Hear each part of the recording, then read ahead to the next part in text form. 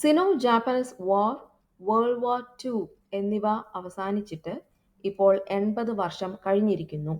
ഈ day celebrate ചെയ്യുവാനായി September 3-ന് 2025, അതായത് ഇന്ന് ബെയ്ജിങ്ങിൽ വെച്ച് 2025 ചൈന വിക്ടറി ഡേ പരേഡ് എന്ന പേരിൽ ഒരു മിലിറ്ററി പരേഡ് നടന്നു. ഈ പരേഡിൽ 26 കൺട്രീസിന്റെ ലീഡേഴ്സും മറ്റ് ഫോറിൻ റെപ്രസെന്റേറ്റീവ്സും പങ്കെടുത്തു. ഈ ലീഡേഴ്സിൽ ഇതിൽ മുൻനിരയിൽ ഉണ്ടായിരുന്നത് ഷിയോടൊപ്പം ഉണ്ടായിരുന്നത് റഷ്യൻ പ്രസിഡന്റ് വ്ളാഡിമിർ പ്യൂട്ടിനും North Korean leader Kim Jong ഉന്നും ആയിരുന്നു. ഈ പരേഡിൽ Chinese military aerial drones, under water drones, hypersonic missiles, fighter jets, bombers തുടങ്ങിയ AI അസിസ്റ്റഡ് വെപ്പൺസ്, മിസൈൽസ് എന്നിവ പ്രദർശിപ്പിച്ചു.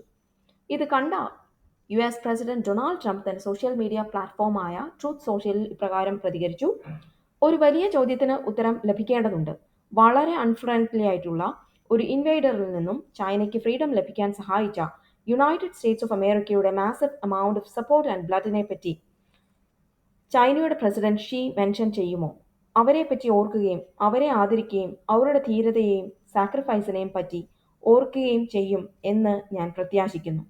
പ്രസിഡന്റ് ഷീക്കും ചൈനയുടെ വണ്ടർഫുൾ പീപ്പിളിനും മഹത്തായതും നിലനിൽക്കുന്നതുമായ ഒരു ഡേ ഓഫ് സെലിബ്രേഷൻ ആശംസിക്കുന്നു.